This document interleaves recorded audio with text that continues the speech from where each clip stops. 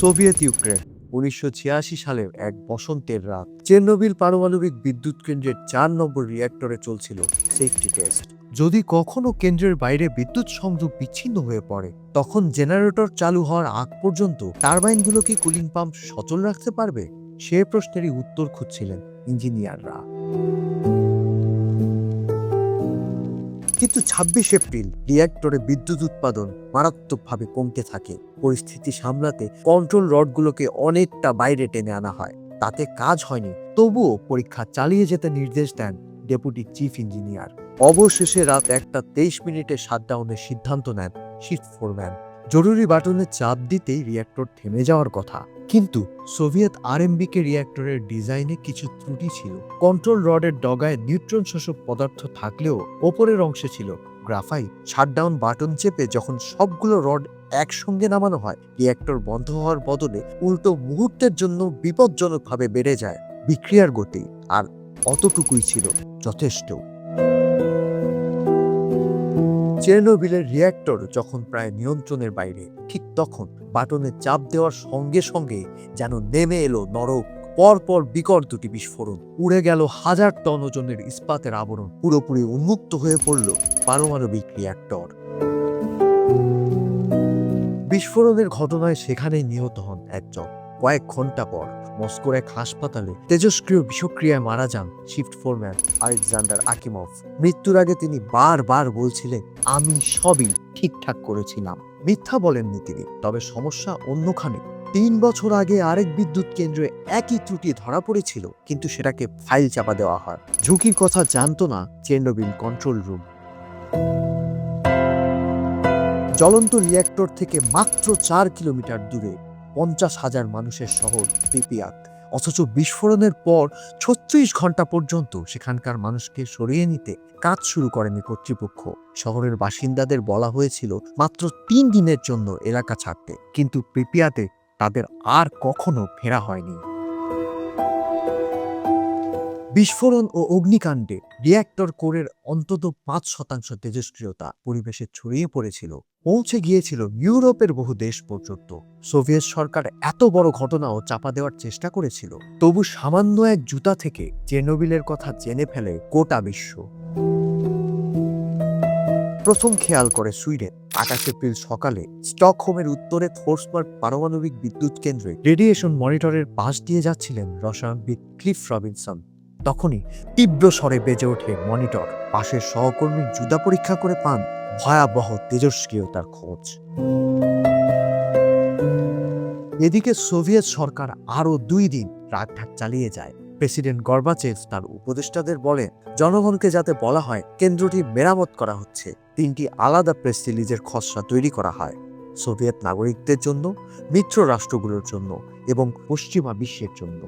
বিস্ফোরণের ৫ দিন পর রিঅ্যাক্টর থেকে ১৪০ কিলোমিটার দূরে কিয়েভ শহরের রাস্তায় মে দিবসের প্যারেডে নেমেছিল স্কুল পড়ুয়া শিশুরা। শহরে সেদিন বিকিরণের মাত্রা ছিল স্বাভাবিকের প্রায় ১০০ গুণ। গর্বাচেভকে সেদিন প্যারেড বাতিলের অনুরোধ করা হয়েছিল। পূর্ব জার্মানির ফাঁস হওয়া স্টাসি ফাইলে এসেছে, পূর্ব জার্মান কর্তৃপক্ষ নিরাপত্তা কর্মীদের আদেশ দিয়েছিল যাতে সীমান্ত পেরোনোর সময় গাড়ি ঘষে মেজে পরিষ্কার করে নেওয়া হয়, প্রমাণ নষ্ট করতে দূষিত কৃষিপণ্য পশ্চিমা দেশে, এমনকি সোভিয়েত ইউনিয়নের ভেতরে বিভিন্ন অঞ্চলে পাঠিয়ে দেয় গর্বাচেভ সরকার, কিন্তু মস্কোতে নয়। বিস্ফোরণের ১৮ দিন পর ১৪ মে টিভিতে সোভিয়েত জনগণের উদ্দেশ্যে গর্বাচেভ বলেন, খারাপ সময় শেষ। প্রিপিয়াতে শুরু হয় পরিচ্ছন্নতার কাজ। রিঅ্যাক্টরের ছাদ থেকে গ্রাফাইটের টুকরো পরিষ্কারের জন্য রিমোট কন্ট্রোল রোবট পাঠানো হয়েছিল, কিন্তু প্রচণ্ড তেজস্ক্রিয়তায় মাত্র কয়েক মিনিটেই সেগুলোর সার্কিট পুড়ে যায়। তখন সোভিয়েত কমান্ড এক ভিন্ন সিদ্ধান্ত নেয়। সেনা ও বেসামরিক মানুষ মিলিয়ে ৩,৮০০ মানুষকে রিঅ্যাক্টর পরিষ্কারের জন্য পাঠানো হয়। তাদের ডাকা হতো বায়ো রোবট। সীসার অ্যাপ্রন আর সাধারণ সুতির পোশাক পরে মাত্র ৬০ থেকে ৯০ সেকেন্ডে ছাদ থেকে যতটুকু সম্ভব ধ্বংসাবশেষ পরিষ্কার করছিলেন তারা। বেলচা দিয়ে গ্রাফাইটের টুকরোকে খোলা রিঅ্যাক্টরের ভেতরে ঠেলে দিচ্ছিলেন। অনেকে দ্বিতীয়বারও ছাদে উঠেছিলেন, অনেকে তৃতীয়বারও। চেরনোবিল দুর্ঘটনার ৩ মাসের মধ্যে বিদ্যুৎ কেন্দ্রের ৩০ জন অপারেটর, দমকল কর্মী সহ বেশ কয়েকজন মারা যান।